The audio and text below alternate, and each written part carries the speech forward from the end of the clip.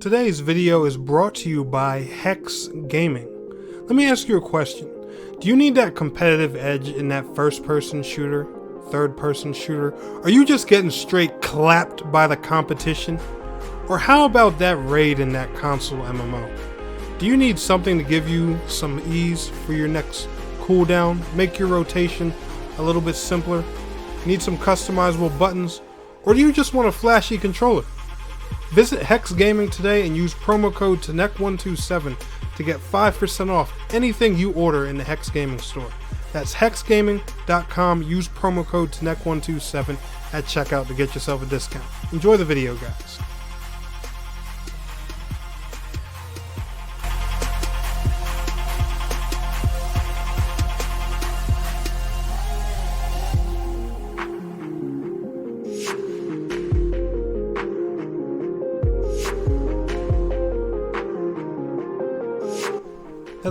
Hello, ladies and gentlemen, boys and girls. My name is TNEC127 and welcome back to TNEC FPS.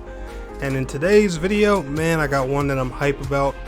And I even got a little teaser that I want to showcase for you guys. So let me know if y'all think this means anything. It may not, might mean something. I don't know. Let me know what y'all think. First and foremost, right? I was replying to one of Play Xdefiant's Twitter's tweets, and I just said straight up, yo, I just want to play this on console already.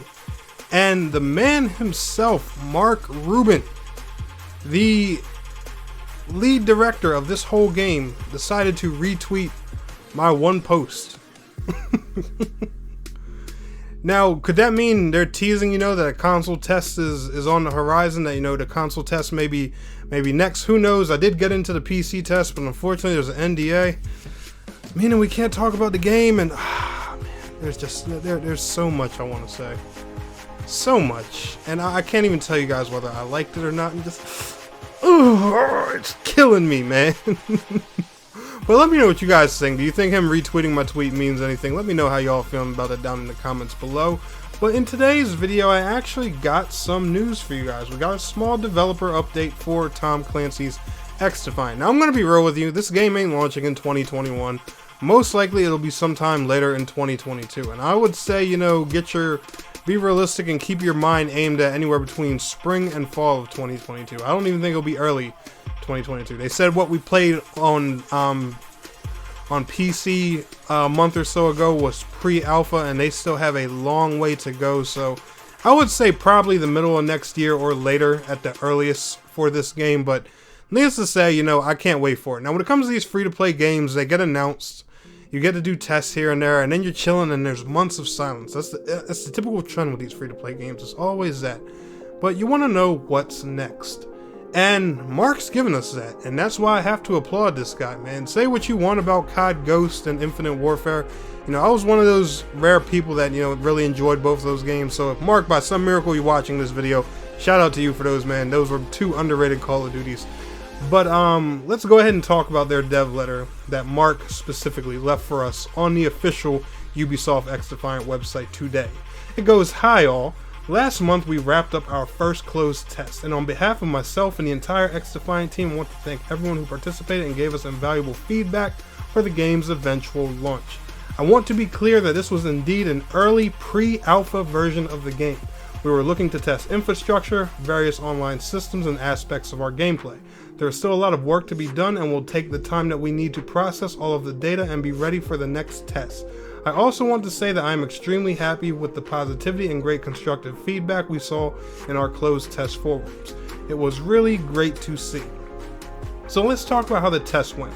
The number of players we had almost doubled our anticipated numbers for the test, and that means we got a lot of great data and thoughtful feedback. Now, I know we had a hiccup on day one with the various echo errors due to the number of people trying to play, but our team worked hard and got that resolved as fast as possible, and I think for the most part the test went very smoothly from then on. And that's the thing with all these tests. There's always issues when you run them for the first time. That's just normal. That's just expected. It happens. That's why we're testing it.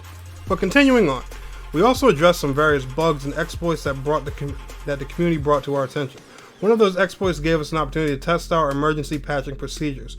We were hearing from people that the jump spam exploit was getting worse, so we decided to one morning implement a fix and had a patch out by that afternoon.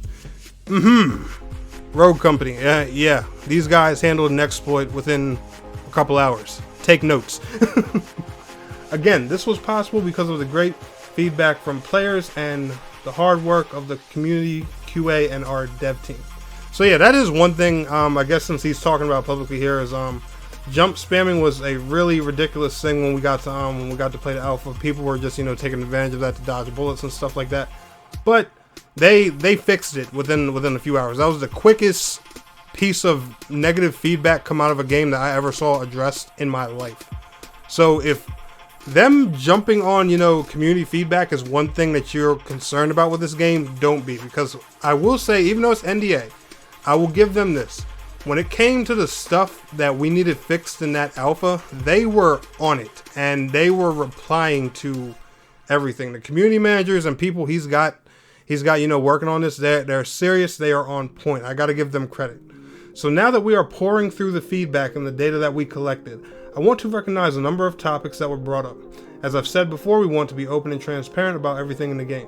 So we are going to start a series of developer updates starting soon to cover these topics. Some of these topics we're going to cover from player feedback are time to kill, TTK matchmaking, both from a perspective of skill-based matchmaking and matchmaking performance, i.e. how fast you get into matches, to the ping of those matches and stuff like that. So skill-based matchmaking, they're going to tackle that. Special shout out to Call of Duty for making that such a sour thing in the world now. Modes, the good, the bad, and the ugly, controls on both mouse and keyboard, as well as gamepad, and the Tom Clancy branding and more. Nothing is really off limits. And I have to give him credit for that one, especially the whole Tom Clancy branding thing, because I'm going to throw my opinion honestly right here and right now. I think it's stupid, the criticism they're getting for that. Oh, it's not a tactical Tom Clancy shooter. I've seen comments saying, Tom Clancy would be rolling in his grave and stuff like that. What? Because one of the several Ubisoft studios made a hero shooter based in the Tom Clancy universe, and not a Splinter Cell game? And that annoys me because a lot of people are acting like you're not going to get a Splinter Cell game. Ubisoft has a couple studios in different locations. How do you know another one just isn't working on the Splinter Cell game? Instead, you are going to criticize these guys who have nothing to do with making a Splinter Cell game because of their passion for their passion project. I never understood that. Kudos to Mark for wanting to do that, but I think that whole piece of criticism is just it is silly. And I mean, when you look at the game, it looks like a hybrid of Call of Duty and Overwatch, which I honestly think is a great thing, because guess what, guys, reality check, here in 2021, both of the two games that this game is a hybrid of are in a bad place right now. Overwatch is lacking on content because Blizzard is trying to make Overwatch 2 and save a lot of the content for that, and not to mention people are leaving that dev team every 30 seconds.